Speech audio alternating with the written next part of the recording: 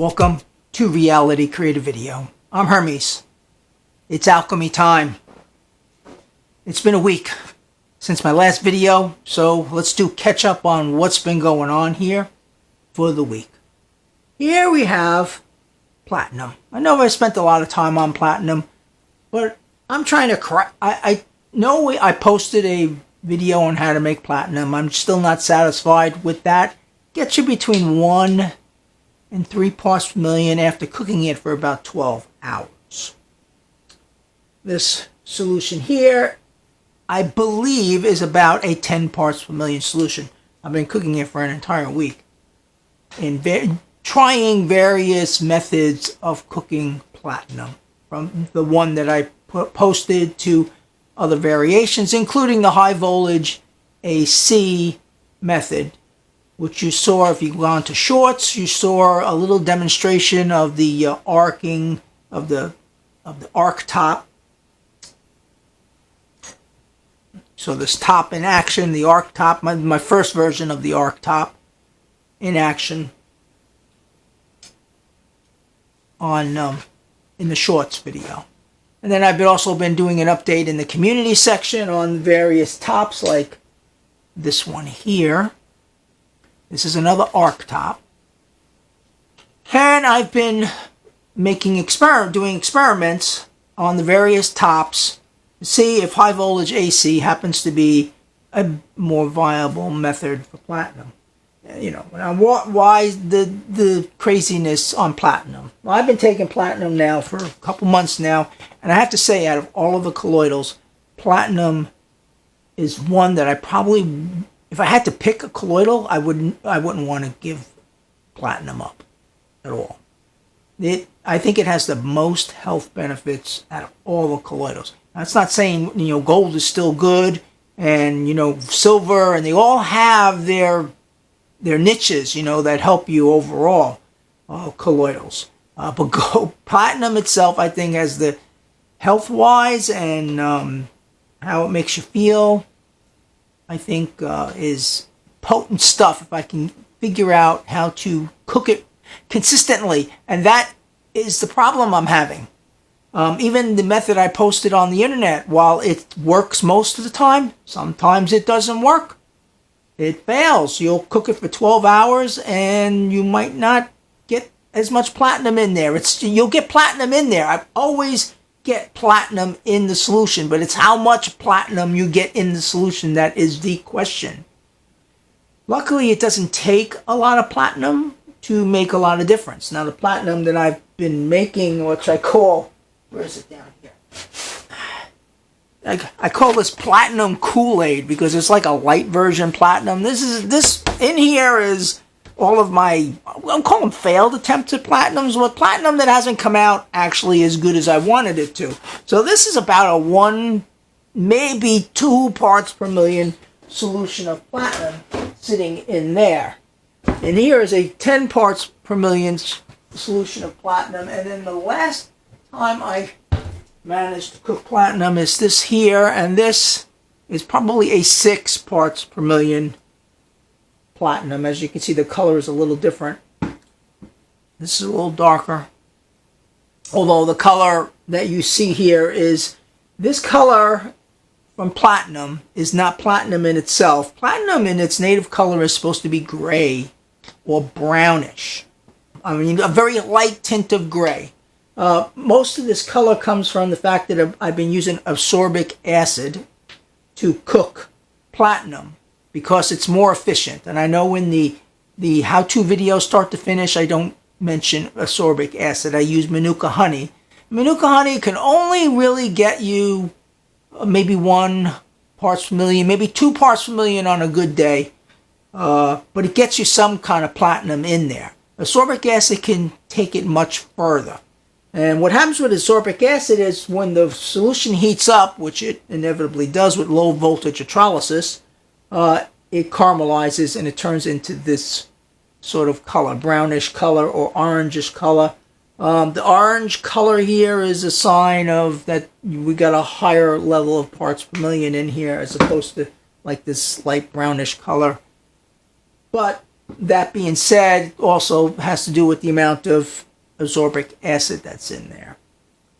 So platinum is really tricky, and I want to get it down to a science so that you guys can just do it. You know, like you do with the gold formula. Bing, bang, boom, you're done. But it's posing some challenges.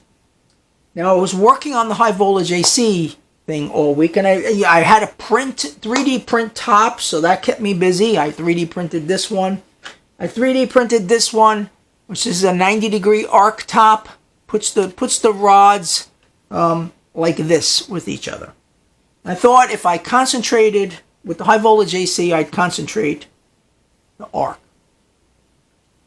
so that we would get maximum arcing between these two things. Now the arc is not visible. If you've seen the videos, I'll show you some videos. The arc is really not visible because there were two kinds of high voltage AC arcs. This is things I'm finding out as I'm doing the investigating.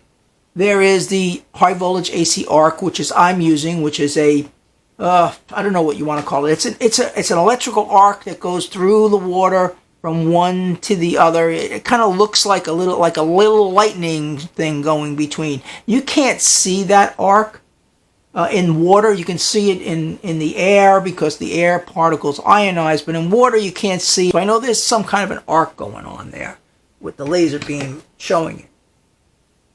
But that's one way of making it. The third way of making colloidal is called a plasma arc. And this is a explosive arc. It's looks like an arc welding arc, you know? And I've never seen a plasma arc with platinum. There's a couple people on the internet showing plasma arcs with gold. And some posts saying that it's possible with copper as well. A plasma arc is you actually ionize the water particles and you get a bright flare-like thing going in the middle. And when you do that, you are vaporizing the metal into a gas, which then turns into a colloidal. Now, the transformer I have is supposed to be able to create arcs, even plasma arcs. But I don't seem to be able to do it with platinum. Now, it might work with gold. Haven't had the chance to actually try a plasma arc with gold. But do we really need it? That's the question. I mean, why fool around with high voltage AC if we don't really need it? I personally don't see a difference in the particles between, like with the silver, when I created the high voltage AC silver particles and I created the low voltage AC particles. I don't personally see a difference. And even with the not the arc method, but the high voltage AC method that I use on platinum, this little guy here went through quite a week. It started out at low voltage electrolysis. I was very frustrated, got it to 1 parts per million. Couldn't get it any higher. So I put it into the high voltage AC rig, which is over there, right, just to separate it from all of the equipment here. But I'll have more on that. I'm planning on moving that rig over here and incorporating it into the laboratory because I've learned enough about how to handle high voltage AC that it's not going to be a danger to anything here, or even myself, as long as I'm careful with my hands. If I work with high voltage AC in the future, whether we need it or not, I don't know, because what's come out of the whole thing is this nifty little top right here. Now, I originally designed this thing for the high voltage AC. Anyway, yes. So the guy starts at low voltage AC. And then I bring him over to the high voltage AC rig over there. And I use the ArcTop on him. And I use the regular straight top like you've seen me use for other colloidals. Like this. It's got the extra pieces go on it here. So anyway, I tried that. I tried my new ArcTop. this one here. Out of all of the stuff, I liked the results of the ArcTop the best, but I didn't get very good results with high voltage AC.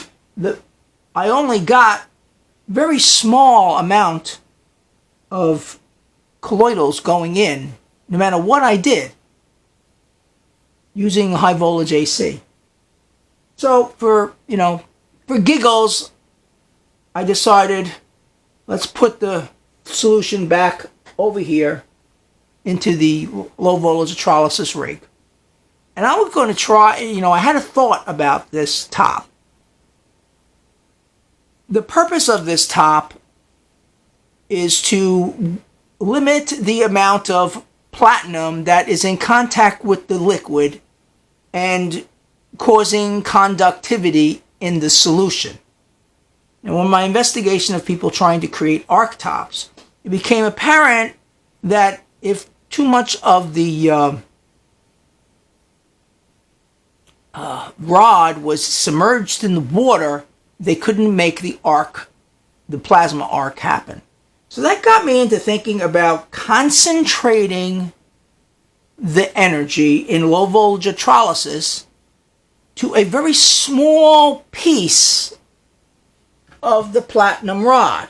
Now, normal electrolysis, you put the whole rods in there and you let the surface area, be gross, and you have gross surface area, and you lose this material off of the whole entire rod and goes into the solution, and that works for just about everything: gold, silver, zinc, etc. But it doesn't. The platinum is really a tough metal. The problem with platinum is we don't have enough.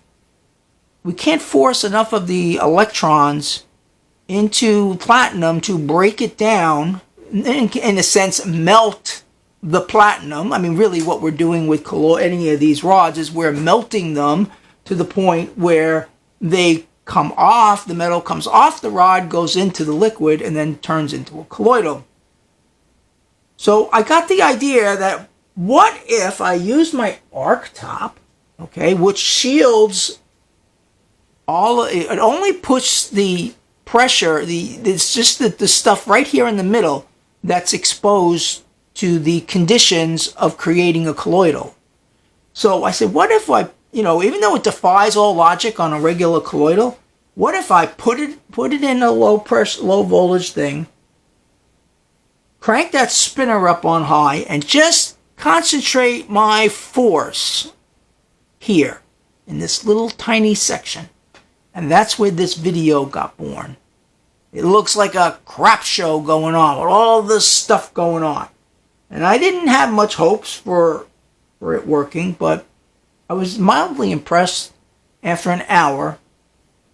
And I took a weight measurement, took a look in the microscope, and I had, for the first time in days, I had seen a tremendous amount of loss of the material going into the solution. So then I cooked it for another 3 or 4 hours past that point, and got my solution up to this final solution where I'm stopping it at 10 parts per million. Now, it isn't all 10 parts per million from from this one particular method. It's 10 parts per million spread out over a whole week of various methods of creating platinum, but I believe it is close to a real 10 parts per million solution.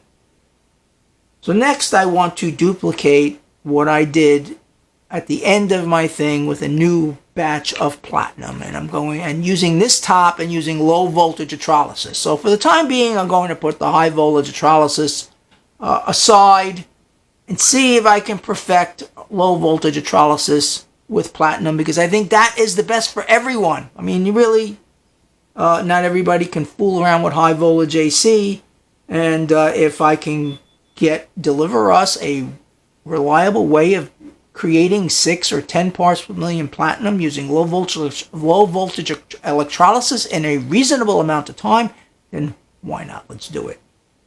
So I'm going to work on that this week and let you know how it works out. Now, with this research here, have you followed my research? I have sometimes all of a sudden I have leaps. I say, oh my God, this is working. This is the greatest thing in the world. And then I follow it up with a follow-up experiment, and it flops miserably. That's how it's been with platinum all along. It's like I have these breakthroughs and I make this something work, and then all of a sudden it doesn't work the next time.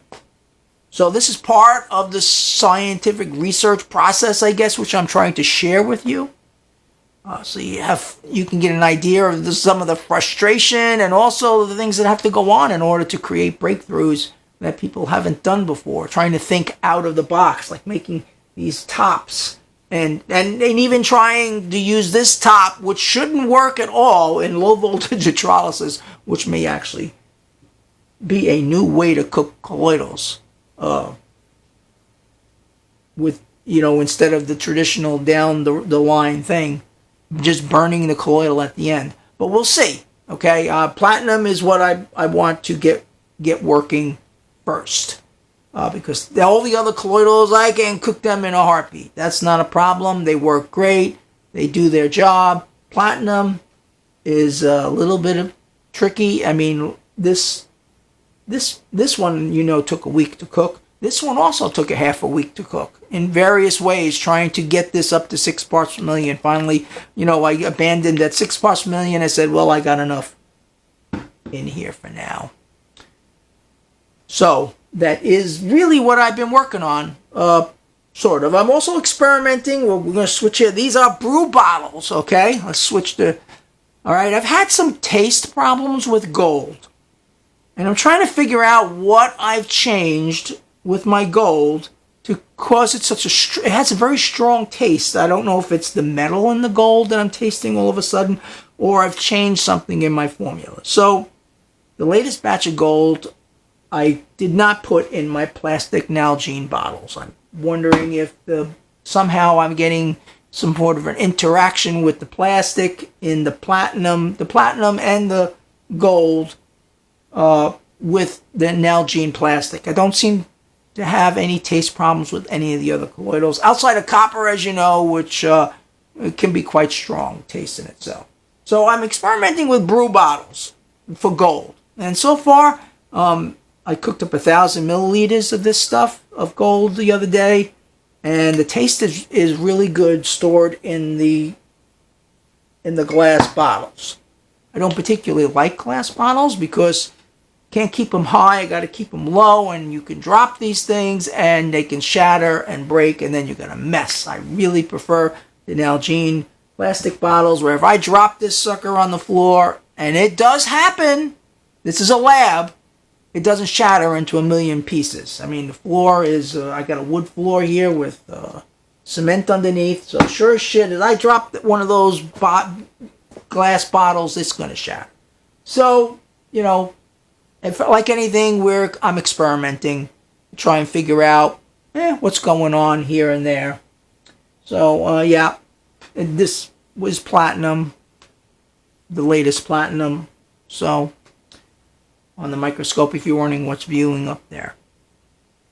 So I know this was a pretty long update telling you about the stuff that's going on. So I hope those of you that like my short updates didn't bail too much into this and said, But I wanted to let you know what was going on, what I did this week, what I've learned this week. I didn't forget anybody, and I'm moving ahead. I know we got some new other metals I want to work on, but haven't gotten to those yet. So that's it. I don't know what's coming up this week. I haven't planned the strategy this week outside of trying to replicate the final process in my platinum, journey here. I want to replicate this and see the potential that this new top has for platinum, and then maybe try it on something else too and see what happens. But I don't know. We'll see what happens. That's the way it goes. So thank you very much for visiting the YouTube site and the website, and looking at my stuff, and enjoying my videos. I love being part of your lives as much as I hope you like being part of my life. Please recommend my channel. Press the subscribe button. I need to get the subscribers up.